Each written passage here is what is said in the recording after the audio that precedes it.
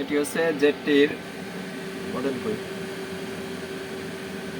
এই কোন জন্য মডেল আছে বুঝলে, এটা হচ্ছে মডেল। হ্যাঁ, E3N1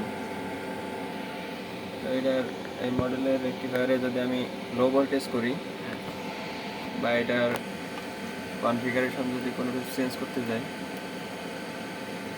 তো প্রথমে আমার পারমিশন দেওয়া লাগবে। পারমিশন দেওয়ার জন্য এই যে দুটো মানুষ আছে, হ্যাঁ, মানুষের ভিতরে যাইতে হবে।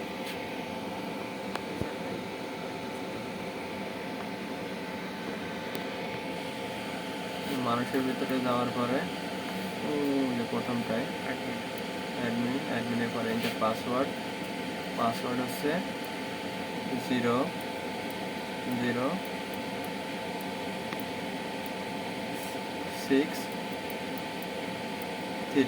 এরপরে ইন্টার দিলে আমার পাসওয়ার্ড নিয়ে নিচ্ছে। এবার আমি সেটিংসের ভিতরে যাইতে পারবো। তো আমি যদি এখন এই মুহূর্তে লো ভোল্টেজ আমার ম্যানুয়ালি ক্রিয়েট করা আছে, তো যদি আমি এটা চেঞ্জ করতে যাই, এখানে ইন্টার, এরপরে যে প্যারামিটার আছে ফোকাস করা লাগবে, এই যে প্যারামিটার সেট আপ, ওটা এখন আসবে না, ডিসি, এই যে ডিসি লো, হ্যাঁ, ডিসি লো এটারে চেঞ্জ করা লাগবে।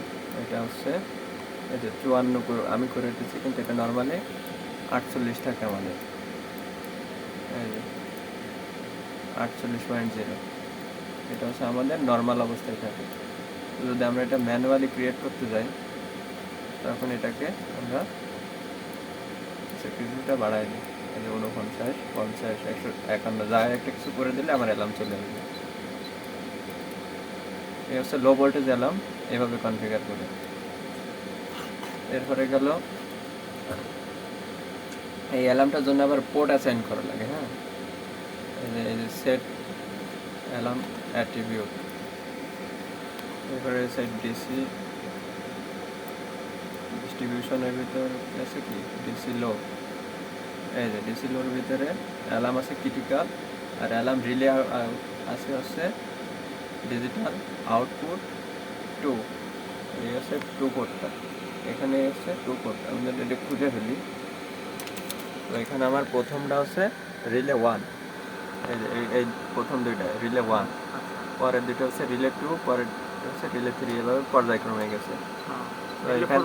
হ্যাঁ, এখানে হচ্ছে আমি রিলে 2তে দিয়েছি লো ভোল্টেজ, তো এখানে যদি আমি 2 ধরাই তাহলে আমার এই কেবলটা লো ভোল্টেজের জন্য অ্যাসাইন হবে, যদি আমি 3 ধরাই তাহলে এটা অ্যাসাইন হবে, যদি আমি 1 দিতাম তাহলে আমার এটা অ্যাসাইন হতো।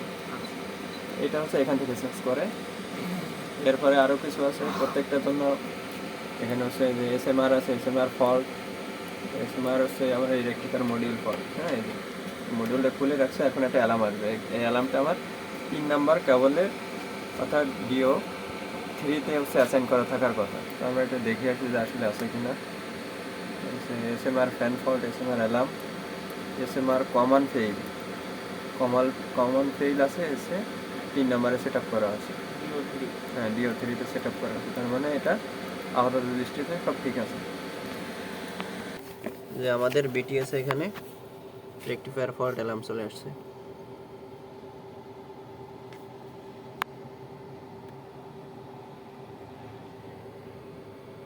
যে মেইনস ফেইল,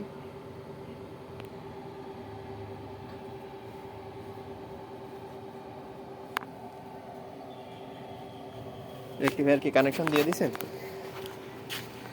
এই যে রেক্টিফায়ারিং থেকে সবগুলো মডিউল কানেক্টিভিটি করা আছে, আবার অ্যালার্ম ক্লিয়ার হয়ে গেছে।